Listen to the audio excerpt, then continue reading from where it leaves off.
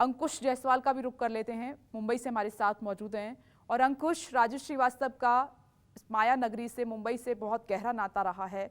आज इस नगरी के लिए भी बहुत बड़ा झटका है उनके चले जाने से।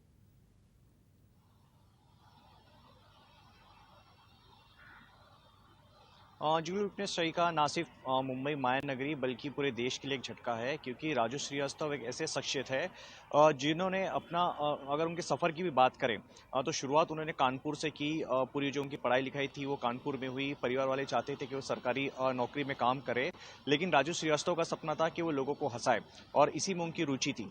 और इसी के लिए वो पहले दिल्ली जाना चाहते थे, लेकिन उनको पता था अगर वो दिल्ली जाएगी, क्योंकि कानपुर से काफ़ी करीब है दिल्ली, तो घर वाले जो है उनको वापस से खींच लाएंगे और वापस से उनको प्रेशर किया जाएगा कि आप सरकारी नौकरी करें। ये हंसाने में इतना करियर नहीं है, क्योंकि उस वक्त जब 40 साल पहले अगर हम बात करें तो कॉमेडी का इतना स्कोप नहीं था जितना आज है। तो इसलिए उन्होंने मुंबई का रुख किया। शुरुआत भले उन्होंने तेजाब, मैंने प्यार किया जैसी फिल्मों से की। काफ़ी एक स्ट्रगल भरा उनका सफ़र रहा था, क्योंकि पहचान उतनी नहीं मिली थी। लेकिन साल 2005 के बाद उनकी मानो जो किस्मत जो है वो बदली, और उनके जो काबिलियत का लोहा है सारी दुनिया ने देखा कि किस तरीके से एक उनमें एक काबिलियत है कि लोगों को हंसाने की। क्योंकि अपने आप में एक व्यक्ति जो है लोगों को हंसाना वो कई बड़ा मुश्किल काम होता है, आसान नहीं होता है। और 2005 के बाद लगातार जो है वो लोगों के नज़रों में रहे, लोगों को हंसाते रहे। और मुंबई में उनका जो कर्मभूमि है, भले कानपुर में उनका जन्म हुआ, लेकिन मुंबई और मुंबई के लोगों के लिए काफ़ी स्नेह था। मुंबई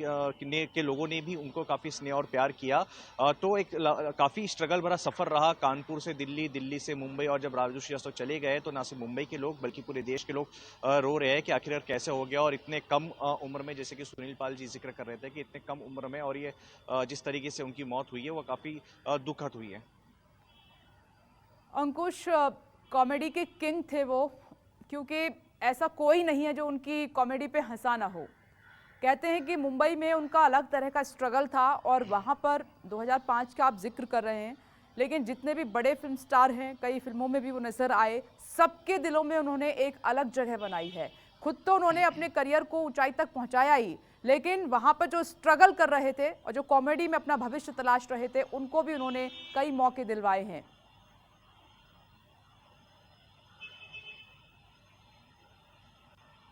जी बिल्कुल विघ्नेश, सही कहा आपने। भले 2005 में उनको पहचान मिली, लेकिन उसके पहले वो बाजीकर, मैंने प्यार किया, मैं प्रेम की दीवानी हूँ, इस तरीके की फिल्मों में काम कर चुके थे और बड़े कलाकारों के साथ काम कर चुके थे। यहाँ पर किसी ने उनकी प्रतिभा को पहचाना नहीं, क्योंकि काफ़ी छोटा रोल था, आमदनी अठन्नी खर्चा रुपया में उन्होंने काम कर रखा था। 2005 में जो उनकी जो किरदार था, गजोदर भैया का कहे या फिर कहीं और किरदार उन्होंने कई सारे निभाए, लोगों को हंसाया काफ़ी। तो उनकी जो प्रतिभा है उनकी उसको एक पहचान मिली। और इसके अलावा ना सिर्फ उनकी प्रतिभा को पहचान मिली, किस तरीके के शख्स है राजू श्रीवास्तव, वे दुनिया ने जाना।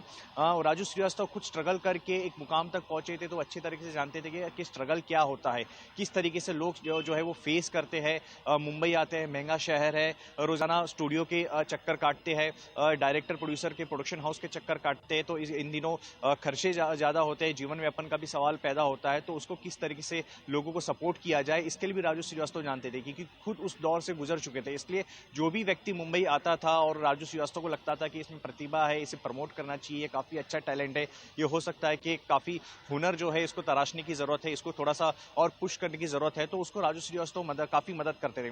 ना सिर्फ प्रोफेशनली लाइफ में उन्होंने अपने आप को साबित किया, बल्कि उनका एक दूसरा चेहरा था, एक दूसरी शख्सियत थी, लोगों को मदद करने की, चैरिटी करने की। और यहाँ तक कि अगर राजनीति में भी उतरे तो उनका बार बार कहना था, अगर मैं राजनीति में भी उतरा हूँ तो सोशल वर्क करने से ज़्यादा उतरा हूँ।